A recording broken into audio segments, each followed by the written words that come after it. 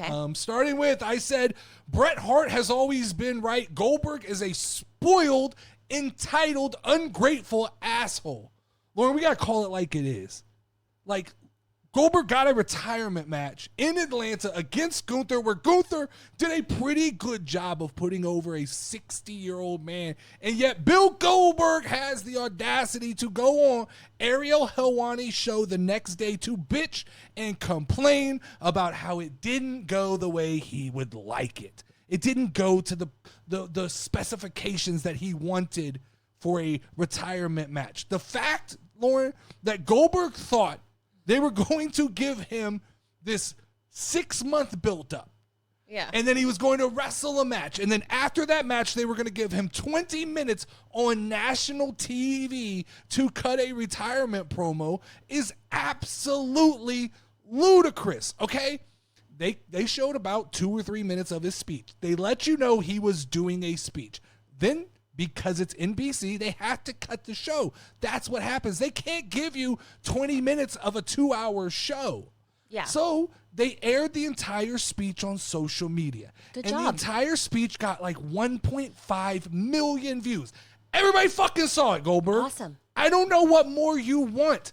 The people saw the speech. You got a solid match for a guy your age. I was impressed. I thought you did a very good job. I think that you got to say what you wanted to say. You got to bring in the people you wanted to bring in. This idea that then you go on Ariel Helwani and you talk about how the WWE disrespected you in some way is absolutely Did he really do that? ridiculous. He acts, he talks as if WWE needed to promote this match for 6 months. Bill, you were always going to lose. Mm-hmm. There wasn't a story where we were going to believe you were going to become champion. The amount of time this got, I thought was the proper amount of time. I thought they did a good job with some of the promos that they did building up to this thing, but this was always just a feature match for Saturday Night Main Event. The fact in this interview, he talks about, well, John Cena got this whole retirement tour. Hey, Goldberg, you're not John Cena. It's John Cena. John Cena, number one, is still youthful enough and impactful enough to have a story. Number two, he's John Cena.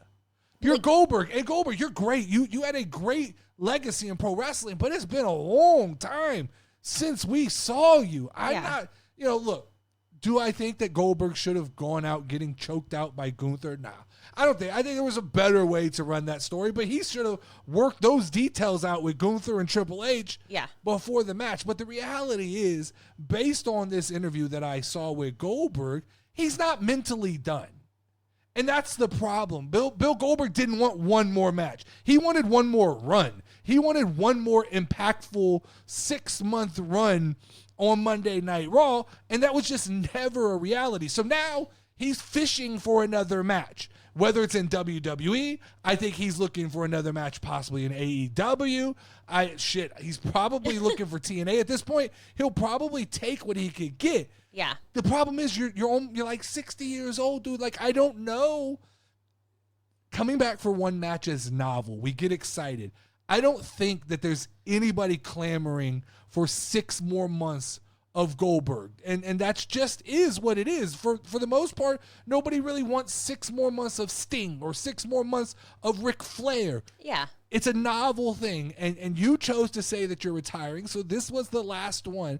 But it's a huge ask to ask WWE. It's a huge ask to ask AEW to dedicate that kind of time to somebody that there's no future. Yeah. What, after 6 months, you're probably going to get injured because that's the way the body works. Yeah. So you did one 14-minute match and you woke up the next day and you felt good and you're now regretting saying that it was a retirement match. But that's what happens when you're at the end of the road, when you're at the end of your professional career. He should bow out gracefully. That's my problem. At least they gave you a match. Like, Sure. I mean, there's plenty of wrestlers who don't get retirement matches. Sure, right? and you got it against Gunther, and you got it with a semi-decent build-up where they promoted the match, and it was a better than we expected match, and it did everything it was supposed to do. And yes, it was on NBC, which, look, lots of eyeballs on NBC, and they couldn't dedicate 20 minutes to let you talk, which I don't want to listen to somebody speak for 20 minutes. I've never fucking heard of, like, on a live airing show giving some. Usually what happens, like when we went to Edge's thing, if you remember, they did like a ceremony. Show ends, lights go off, it's not on TV. Now you can talk. Yeah. Now you get the ring is yours. And that's what they did for Goldberg. And they even took that moment and placed it on social media. So I think it's ludicrous that Bret Hart has always said that Bill Goldberg's kind of a bitter old man. Really? Did they I don't know a lot about Goldberg. Yeah. They you have to look together, it up. or yeah, they've looked at Bret Hart said that Goldberg is reckless in the ring, that he hurt him. And in the interview, Goldberg goes on to say that like he clipped Gunther with a real punch during the match. When Gunther chopped him, a move that Gunther's known for, he laughed instead of selling it. Oh. Which I get it if you're like got the next 6 months to build a story, but to just laugh kind of undersells that move. Mm-hmm. And then I don't know if this is real or not, but he speared the referee and broke his ribs. In real life? Yeah, during that match. Oh, that match he broke his ribs? Yeah, and kind of laughed it off like, I don't know if that was real or not, but like, I was just a little bit like, hey man, maybe it's a good thing you're not on the ring. Yeah, exactly. Like we can't have you just taking out people on the roster. Because it just takes one of them to get pissed off at you and then break your rib, old man. Sure. I mean, Goldberg's a tough son of a bitch. That's one thing about it. To be that old, he's in really good shape. It was a hell of a match. But sometimes, even if it didn't go the way you want, you just got to leave it alone. Just go out gracefully, because it would have been a very graceful way to bow out. He should have gone on Ariel Helwani and said, I'm thankful. This was amazing. But he did this condescending You could have even thing. said it like, while I would have loved to have done my whole thing, I understand. I'm so grateful that they put it on the internet, though, because look how many people watch it. That's a lot of people to watch your thing. I'm just saying, like.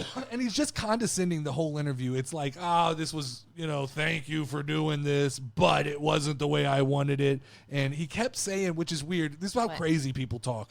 In 3 weeks, I can tell the whole story. It's like, what the fuck happens in 3 weeks? Well, he's building up towards now he's going to get another interview with somebody where he can sit and air all this dirt. But you wonder why they didn't give you more fucking time, because they know you're a loose cannon. Yeah. If everything doesn't go the way you want, this is how you were going to react. Listen, Goldberg. Overreaction number 2, Lauren. Okay. Live